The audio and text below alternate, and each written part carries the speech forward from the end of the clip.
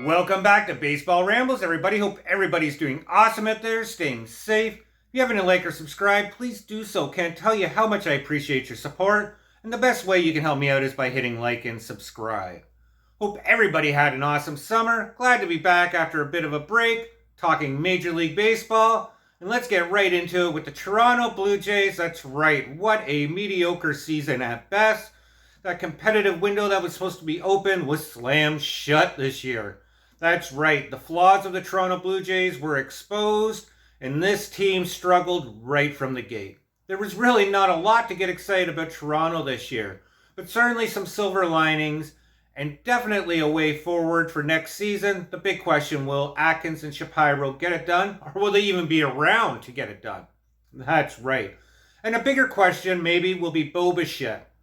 Everything indicates that he is going to walk after next season for free agent. And why? Well, the 27-year-old, well, he's going to be 27 next year, wanted that big contract extension with Toronto a few years ago. Toronto and Bo, they never were able to align. They weren't even close. And Bo Bichette and his camp got frustrated and wanted to be bought out of his remainder of his arbitration years. That's right. That's why that deal was done with Bo. He was frustrated. He said, okay, if you're not going to give me that long-term contract, I don't even want to deal with contract negotiations. Just get me through my arbitration years, and you can bid on me in free agency with everybody else. Now that the Jays are a little bit lackluster, the emphasis will be on the Toronto front office to try to extend not only Vlad, but Bo Bichette as well, and a few other key pieces. So the question for Bo, will Toronto overpay for Bo Bichette, and how dangerous that could be? And why? Well, if we look at the numbers of Bo Bichette this season, that's right, he was hurt, but he was still at the plate just over 300 times and had a measly .222 average, only 4 home runs, 30 RBIs, slugging at 3.20 and an OPS under 6, 595. Yeah.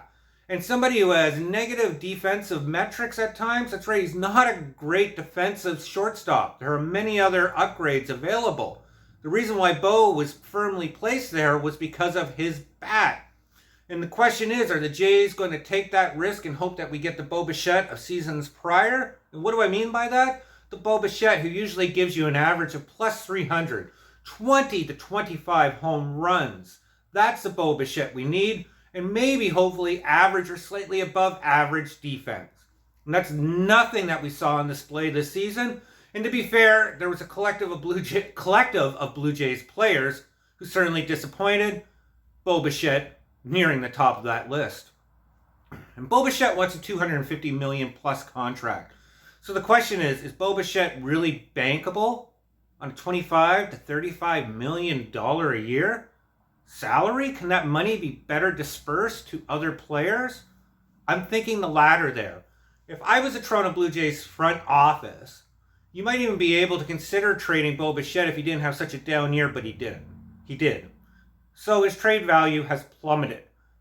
So the best recourse for Toronto would be to have Bo Bichette playing for his contract. That's right.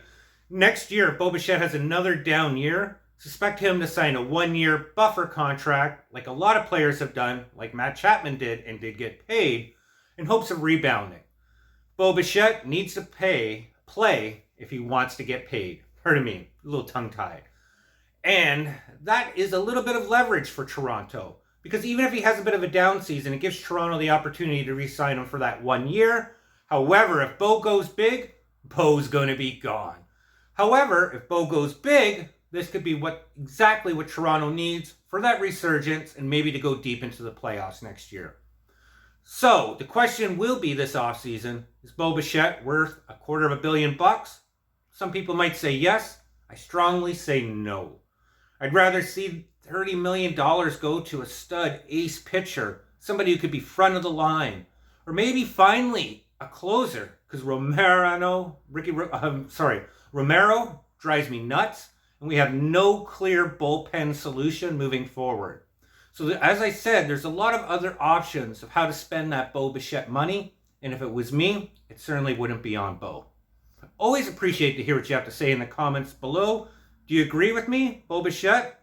Decline that big contract? Or would you be getting aggressive in signing him this offseason? Always appreciate to hear what you have to say. Let me know what you think in the comments below. More importantly, everybody stay safe. Hit that subscribe button, and we'll ramble on soon. Take care, guys.